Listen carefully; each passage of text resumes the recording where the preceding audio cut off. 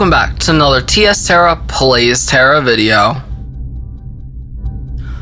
Alright, in today's video we are going to go over Catalepticon hard mode on Tera console. This will be a full dungeon guide.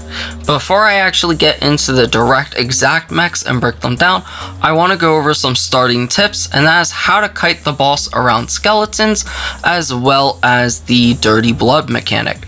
So to start off with dirty blood, whenever you get hit by specific red AoE mechanics, you're going to get a stack of dirty blood. They will do roughly 10% HP every second.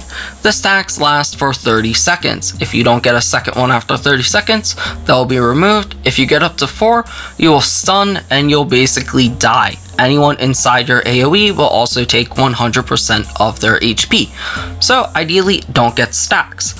Now, let's go over the two methods of kiting the boss. If your DPS is strong enough, you can technically start in the middle of the fight and all skeletons will group to her. Then you'll kite her into one corner and basically around the whole map. The other method is start bringing her to whatever corner you want, and I suggest go in clockwise rotation so that all the skeletons don't meet her. The idea of this is to just prevent skeletons from touching the boss, because if they do, she will get a stack. This stack increases her attack damage by about 25%, as well as the skeletons will do a red AoE knockdown that you just get knocked down, and it's kind of a pain. Tanks, if she starts getting 2 to 3 stacks, she will go through your blocks, so this is why it's pretty important to make sure skeletons don't hit her. Groups, you can sleep the skeletons, you can stun them. It is ideal to help the healers if they need it. Any stuns work. So that's the skeleton mech. We'll talk about it a bit more when it pops up. So here we go. At the beginning of the fight, we are starting in the middle, and she's going to start with the warrior middle line, which is just like normal mode. You'll want to kind of go off to the side to not get hit by this. If you do, that is the first mech that will give you dirty blood. Do know, as I said, we do start in the middle with this group because our DPS is enough to basically push her to cage before the skeletons get too close. If your DPS is not that strong, you'll want to kite her to the side, and this is where skeletons will start spawning, is at 90%, and they'll spawn every 4 minutes. Give up. If the boss is enraged, she'll do a jump that will cause people to get stunned if you get hit by it. If she's not enraged, she's just going to do a couple smacks to the tank's head. And that's the stun I was talking about that you'll want to iframe. And there it is at full speed. The next mech is the tank check. Basically, she's going to stab the tank. You'll want to iframe it. If you're too close to her, she'll do what's called the DFA, which will kick the tank away if you don't iframe that. And if you don't cancel the DFA, then she will go into pizza. Do know you can cancel this whole mech if the tank or whoever has main aggro goes far enough away before she does the DFA flick. But for the purpose of this guide, we will show it in full view, as you see here now. She stabbed the tank, she did the DFA flip, and now you have back to front pizza. By the way, this pizza will always start with the back, and then you'll go to the front.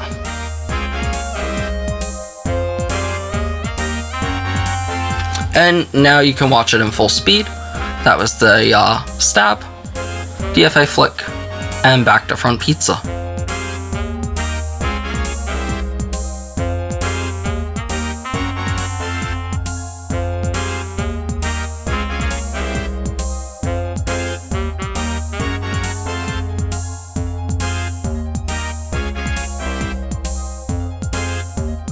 Alright, so serious.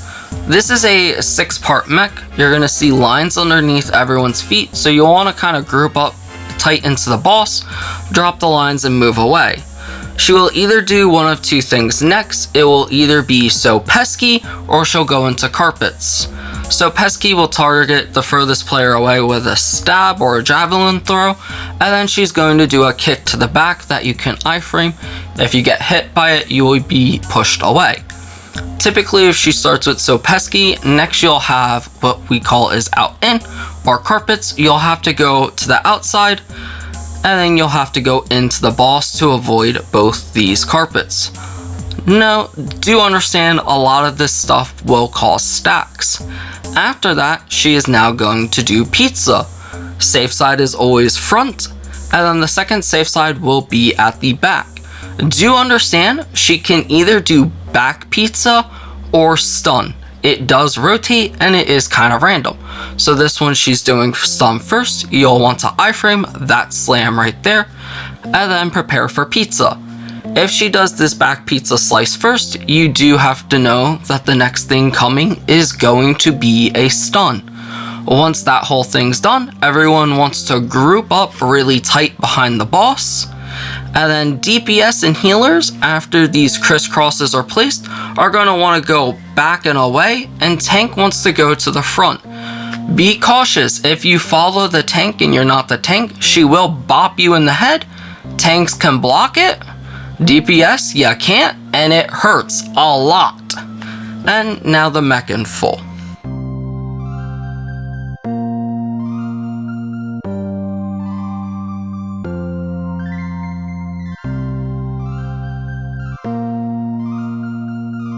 Alright, getting tight. This is cage. This happens at 75%.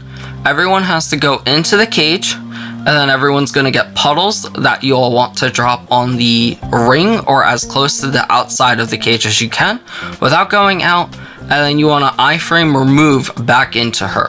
Iframes like DFA and warp barrier won't work. You'll need to go in. Do you know at any time if you go into these puddles, it's going to hurt a lot. You'll most likely die. Or if you leave the cage and you're someone not like a Zerk who has, crazy damage reduction BS, you will die. Do also understand, she will keep doing normal mechs like that give up mech inside of cage. And if your DPS is wild enough, you can actually see Sirius inside cage. The last thing I want to talk about cage, which is really important for healers, is as cage is spawning and going out to the full arena, these skeletons will get hit by it and they will move faster. So this is where starting in mid, if you can keep them far enough away, works out, or pulling to one skeleton, because as the skeletons move faster, they get closer into cage. As you see more skeletons spawn, you can understand how this can start getting hectic very quickly, because you can have a map that'll have possibly 16, 20 skeletons that you're kiting her all around, doing all these mechs while in cage. So it's very, very important that everyone pitches in when they can, and just understand boss placement for your group, that sometimes it's best to start in the corner, kite her around, keep a mental note of when cage is going to spawn, and just make sure not too many skeletons are gonna get that speed buff and make it inside that cage. It's not the worst thing if they make it in, it's just you may have to stop DPSing to help focus skeletons so she doesn't get too many stacks or get a stack at all. So this is cage mech, the full thing been slowed down. Now we're gonna see it at full, and you'll kind of understand that you have to be inside a cage, drop the puddles far on the outside, as well as then getting back to the boss without stepping into someone else's puddle. And as you can see, we've had people even accidentally go into puddles. I've had groups that someone goes outside the cage and they just die, and you cannot res up inside any of that. You will die before you can move. So that is cage mech.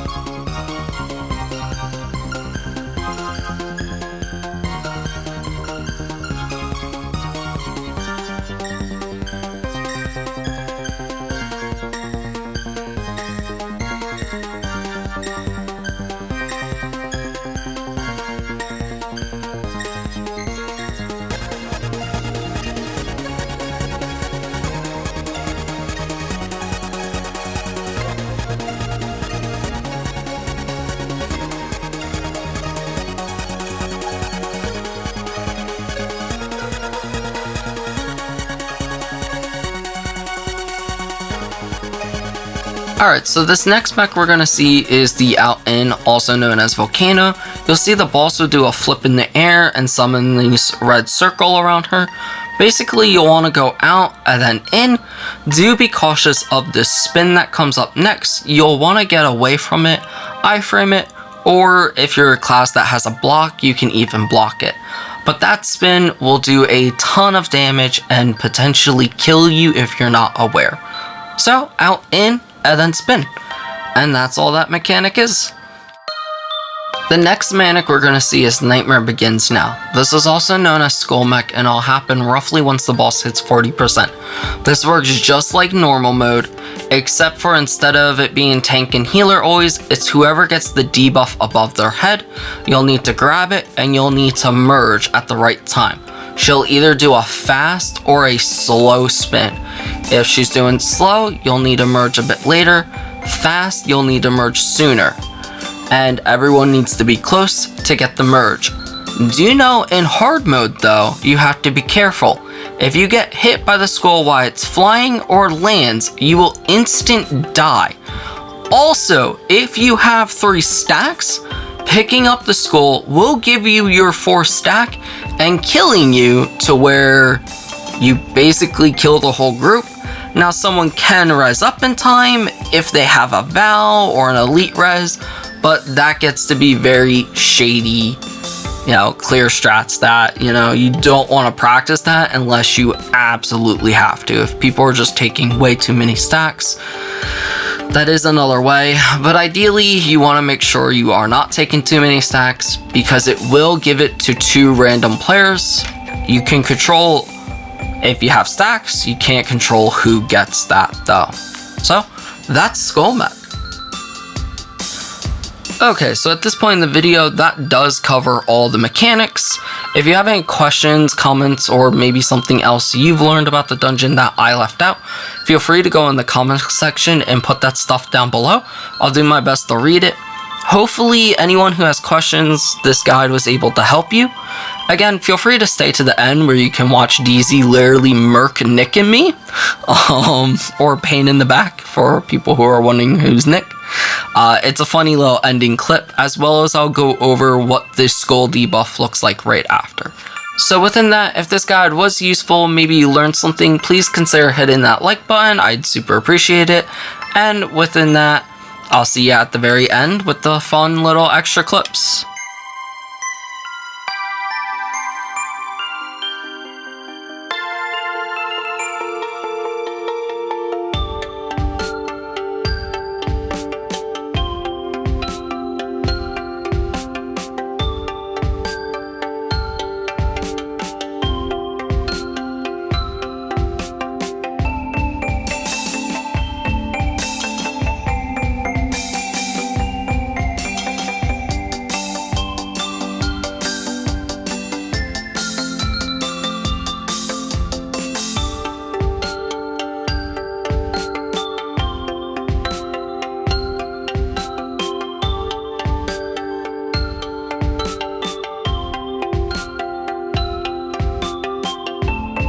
Alright, so here's what happens when you get 4 stacks and your DPS are with you.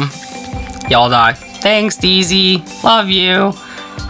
And here's the debuff. You can see it at the top right of what it looks like when you have to get skull, and that's what it looks like after you got it.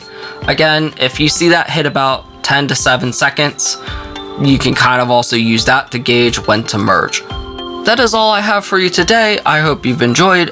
If you're new or maybe you're a returning viewer and you're not subscribed, please consider doing so, as I'd greatly appreciate it and it helped me getting to my goal of 500 subscribers. Within that, I hope you have a fantastic day or night, and as always, I hope to see you in Aboria, gamers.